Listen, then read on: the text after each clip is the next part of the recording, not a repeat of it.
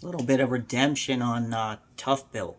So I did a live stream already. This is just it's noon here, so there's 2 hours left. So more than a midway update on Tblt, right? Going over the levels, it's obeyed the 13 moving average all day. Hasn't even gone. It's touched only on the 5 minute. Hasn't really dipped below that. And it just touched the 48, kissed it, and continued on its way. I picked up a scalp there, sold it at over 6. Looking at, I'm playing the charts now, guys. I'm not, I never said I was out. I never said the play was dead. I said I was out. I never said the play was dead. 95% of people are made money and have no issue. There's been a few people going, oh, I'm down. I shouldn't have listened. Okay, for starters, I'm not giving you financial advice. I'm telling you what I do. But secondly, let's say for a moment that you had listened to me or did what I did. You actually could have sold at $5.50 yesterday and rebought. You had 2 opportunities to buy it under $4.10. 2. $4.10 to $6.60 is over 65% gain. Stock's up 30, you would have been up 65% in a day. It's not about diamond handing. It's about using the info you were provided. We were provided garbage info. The stock was falling. Save your wins, save your profits, get out, wait for it to stabilize. You don't have to ride the whole way down, guys. The roller coaster has ups and downs. Boom, she stabilized twice at under 410. Okay? You get in down there if you're pro Tblt. Now, the only reason we popped today, was the news. There would have been no reason to pop otherwise, because news is what was going to do it for us. So we've got the Ace Hardware news. So I was planning on swing trading it. The receipts are all there. I said it's a swing trade probably for the next year, because they have 36 million shares available through the actual shares, 8 million. 12 million plus 12 million options that are good for 2 years at 5, plus 12 million more good for 3 years at 5. So they can bring it down whenever they want, right back to 5, but there's a lot of incentive for them to let it run, because they can get in at the bottom if they felt like it, and help with the momentum, which is probably what you saw this morning when it was like a 2 million volume bar. That wasn't fucking retail, guys, at $2 million within 5 minutes before the bell. So, or 2 million bar.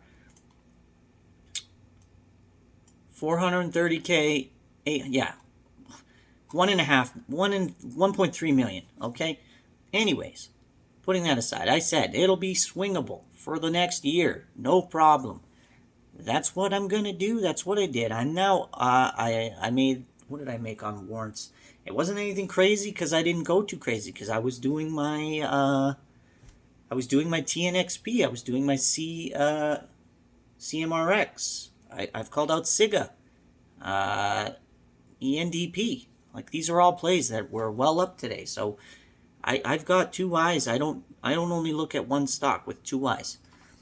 I made a modest $640 on the warrants, and I flipped some shares too for a little bit of profit. I wanted a little bit of exposure from on both sides. Happy to just watch the charts and flip it. I was going to come back for power hour here, so I'll come back in about an hour and a half. I'll come do about 45 minutes, because I got to bail for an appointment for this busted ass finger that I have. So clearly there's still people willing to play in the sandbox, because the volume is insane on this play. But like I said, to any of the haters or doubters, you really got to learn what trading is, and not to just hold everything. You would have made a fucking load more money selling when we had the bad news. Letting it fall, letting it find a bottom. Double bottomed, guys, and then shot up from there because of the news. But even without the news, at least you wait for a double bottom, and if you like the stock, then you get back in there. Okay. Same thing with Tyde today, right? It had to find a bottom, which looks to be about 120. TYDE. So that was my only bad call on the day. I got in at 160, which was, it hit 180 twice. So I thought, lots of pressure, lots of buy pressure. I'll get in at 160 and market open should be the buy pressure, because that was looking to be like actually another squeeze play headed our way. Shorts went crazy on this. They went in deep. There's a big community behind it from the BBIG people. I don't like BBIG stock at all. I want nothing to do with it. Tyde, however, has some legs to swim with. I've been shitting on it all day because I'm mad because I'm down, because I went in pretty hard. But in all actuality, the float is tiny, okay? I think it's like 20 million shares, but that's not even the free float. The free float is way smaller because a lot of it is locked up because of the deal that just happened, right? It came from BBIG. And there's like a lot of insider shares that aren't part of this shares outstanding. So this is actually potentially our next squeeze target. I'm not calling that yet at all, okay? Don't get me wrong. We're going to need to see a lot of volume enter the play. Otherwise, potentially a swing play. Because, I mean, if you look at the chart, you can see it has very wild swings. 90 cents to $1.70, down, back up, and back down.